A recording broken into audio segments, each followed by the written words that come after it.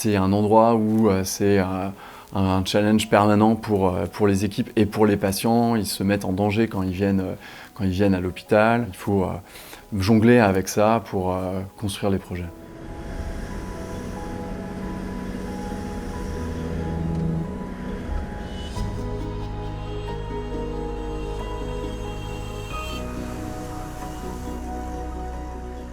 On essaie de comparer un peu les méthodes, entre une méthode où on fait l'ensemble du processus sur place et une autre méthode où on fait une partie du processus à distance avec une équipe experte en France qui a l'habitude de ce type de patients-là et de la création de ces appareillages-là. Donc ils vont faire les modifications et on renvoie ensuite les documents digitaux sur place et ensuite on continue le processus pour avoir les différents masques qu'on va ensuite essayer sur les patients.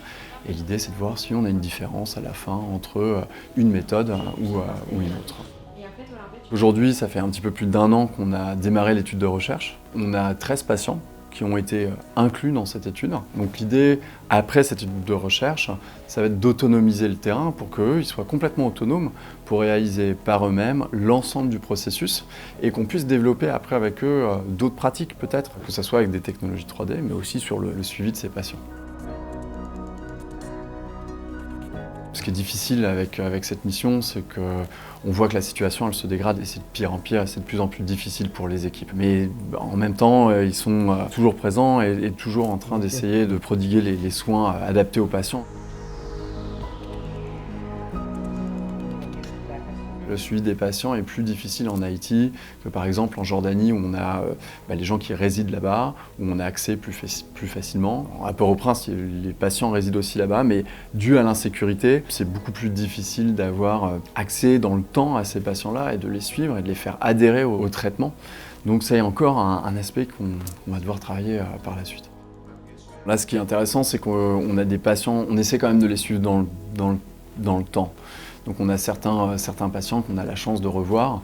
C'est pas le cas pour tous, mais voilà, on arrive à les voir, on arrive à les suivre sur plusieurs mois, à les accompagner dans leur thérapie, dans les accompagner aussi avec leur appareillage. Donc ils continuent à mettre leur appareillage et voilà, ils observent les résultats. On a notamment une patiente que j'avais vue l'année dernière, qu'on avait équipée l'année dernière et qu'on a revue cette année pour qui on a eu des bons résultats. En ce moment, on a plusieurs patients qui sont brûlés au niveau du visage, profondément, et qui vont avoir besoin de ces masques-là.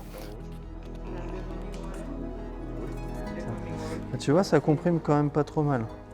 On a 2 patients pendant la période où j'étais là, qui sont sortis de l'hôpital, qui avaient encore des pansements, mais qu'on a pu commencer à traiter. C'est-à-dire qu'il y avait une partie du visage qui était déjà cicatrisée et qui avait besoin d'être appareillée, et une autre partie du visage qui ne l'était pas.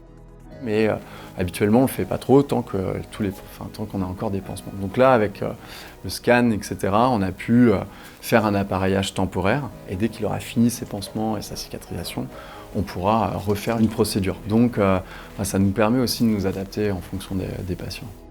On observe aussi que ça fonctionne et voilà, c'est encourageant pour les patients, c'est encourageant pour les équipes.